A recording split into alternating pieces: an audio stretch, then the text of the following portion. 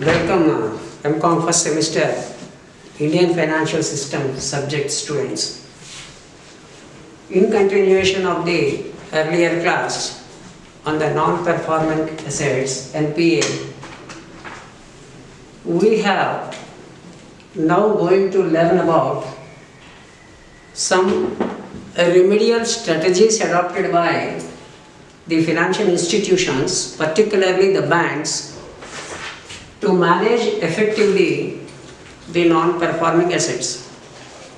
In the earlier class, we have learned about what is an NPA, what is the formal description and definitions of NPA, and the categorization of the assets under the banking system with reference to the NPA conceptualization, like standard asset, substandard asset, bad asset, and loss-making asset, etc. After that, we have talked about the gross NPA and the net NPA. Today, in this class, we will learn about some of the managerial remedial approaches being adopted by the banks and financial institutions to effectively curb the NPAs as well as to manage efficiently the non-performing assets and its impact over the bank or the financial institution.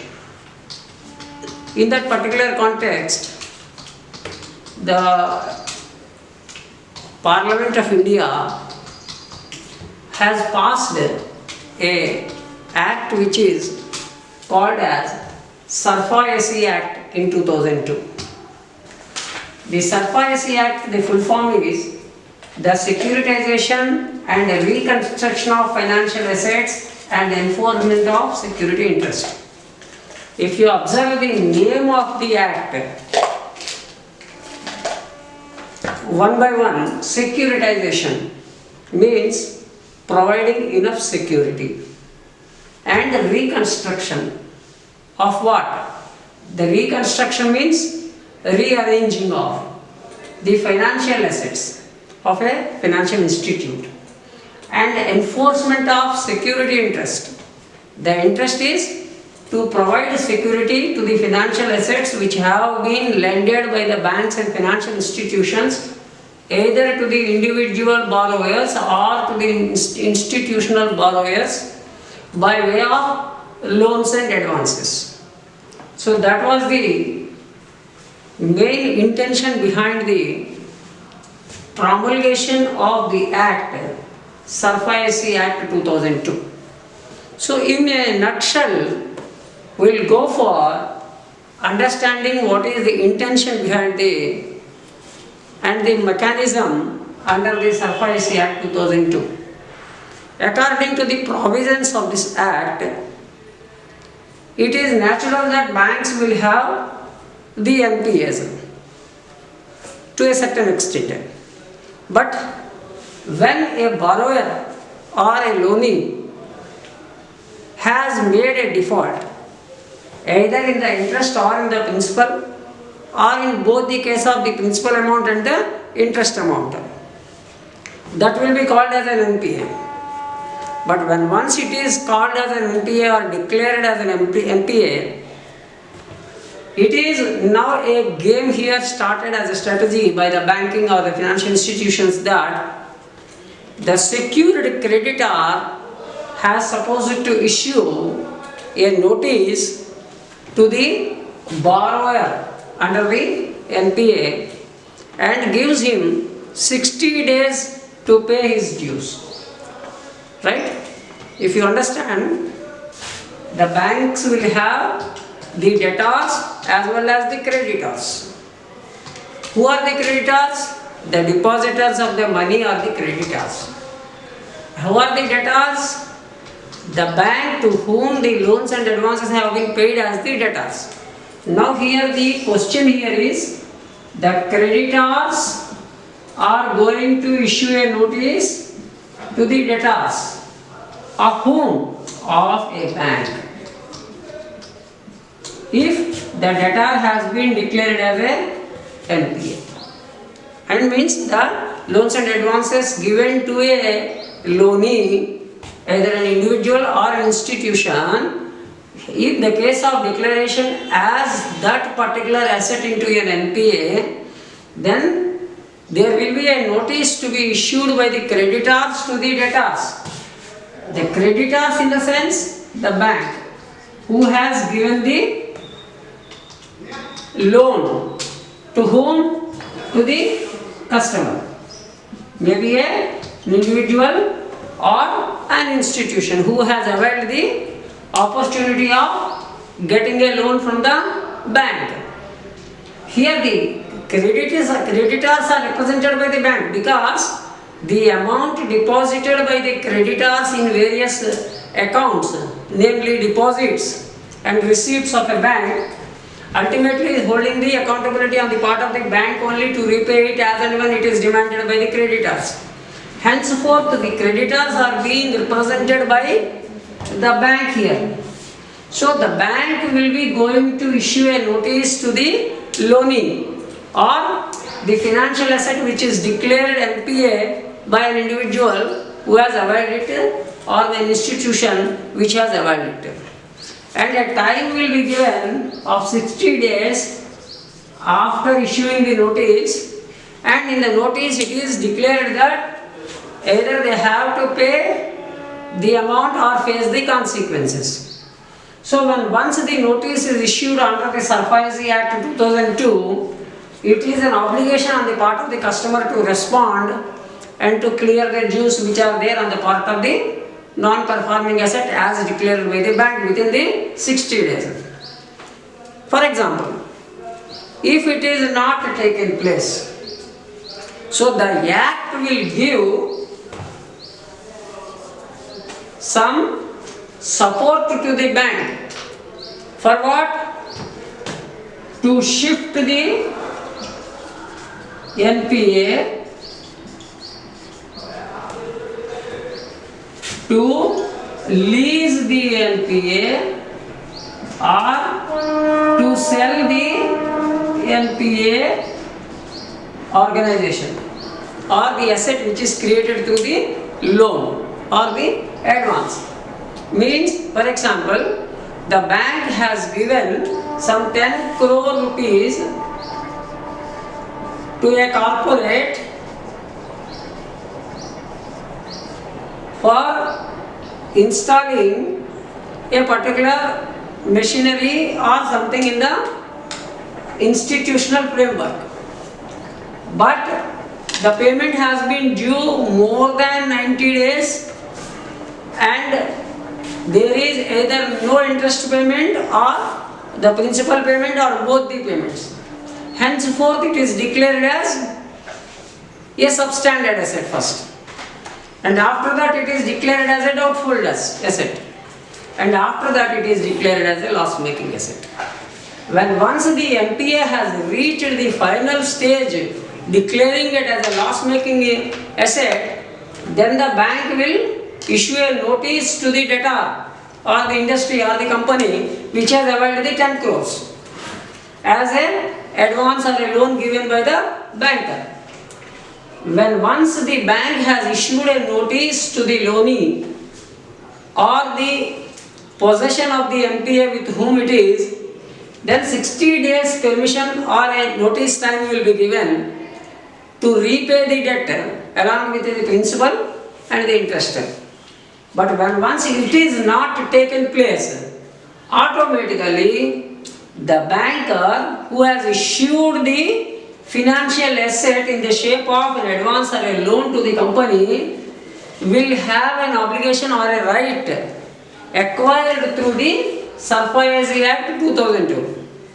So according to that particular act, the bank will have now the authority or the power either to shift the NPA from this institution to another institution or to possess that particular financial asset which is acquired by the loanee and it can be given on lease to some other account holder or some other person or an institution, or they can acquire it fully and they can sell it to another body and get the money arising out of the NPA after selling the asset.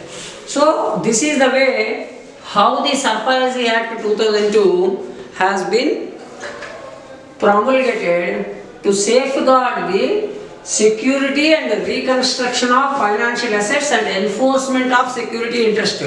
Whose security interest? The financial asset security interest. And who will have the interest? The banker or the lender or the financial institution which has lended the money in the shape of the loans and advances to the individual or the institution who have acquired the loan to the bank or the financial institution. So this is the way how the SARFAESI Act is going to provide security, reconstruction and the enforcement of the security interest on the part of the non-performing asset which is created and declared ultimately as a loss-making asset or loss asset. So this is the way how the SARFAESI Act is going to act. Now, when once to sell the NPA, this is the question is connected to reselling of NPA. Reselling of NPA. So under this context of reselling of NPA, what happens?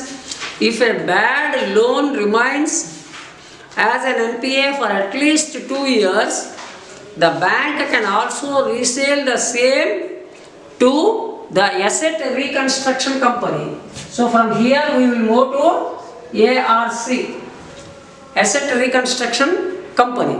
So when once the Asset Reconstruction Company India Limited has been formulated by the Reserve Bank of India, then that will be going to tackle the issue by way of transferring the NPA and reselling it to the Asset Reconstruction Company of India Limited. These sales will be mostly 99.9% on the cash basis only.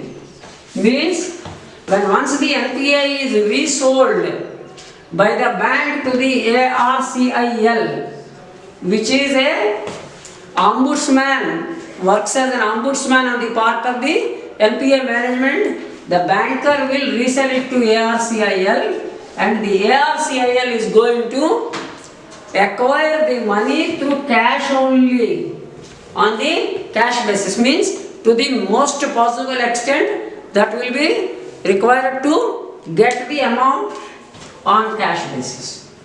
Means the ARCIL will provide the money to the banker with whom the NPA is in existence, and the ARCIL is going to purchase the NPA, and after that it will be going to handle the issue of NPA. This is the way how two things have been connectedly being specified in the remedial measures taken by the banking sector as far as the NPA management is concerned.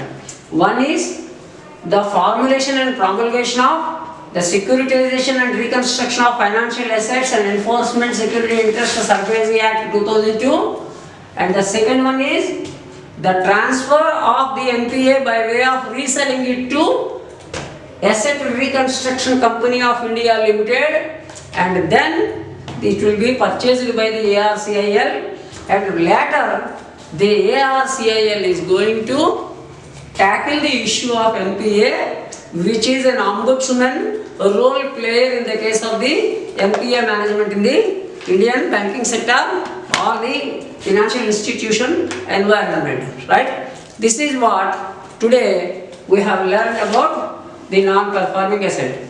Tomorrow we will learn about the concept of fund-based services and the fee-based services. Generally, banks will have the financial services management in their hand. While managing the financial services, some of the services are provided by the banker or the financial institution on the fund basement. and certain other financial services are being provided through fee-based services. For example, we have an ATM card, and if we operate that ATM card and the ATM card is issued by the banker to us, after a certain time, there will be a certain charges levied on the customer by using the ATM card or the credit card or the bank account management, whatever it may be. Right? So when once such charges have been levied, that services are called as fee-based services. And some of the services which have been denoted as fund-based services. For example, we have purchased a mutual fund, and the banker is managing the mutual fund on behalf of us. So very first time when once the mutual fund is purchased or the insurance policy is purchased through the banker or the financial institution, the banker or the financial institution will go for deducting some facilitation charges, and that will be coming under the fund based. Apart from that, some of the services are being provided by the banker or the financial institution on behalf of the customer. Such type of services will be coming under the fee-based services. Generally, until and unless there is a representation by the customer to the banker to perform those services. For example, I have a house in Visakhapatnam. My tenant is going to collect the deposit the money in the bank. After every first of the month, the banker will send an SMS to the tenant, and the tenant is going to deposit the money in the bank. So the banker is performing the duty of my service, my performance requirements, and hence they will collect money on that. So that's why there are two categories of services: fee-based services and the fund-based services. Regarding that concept, we will learn in the next class. Thank you very much.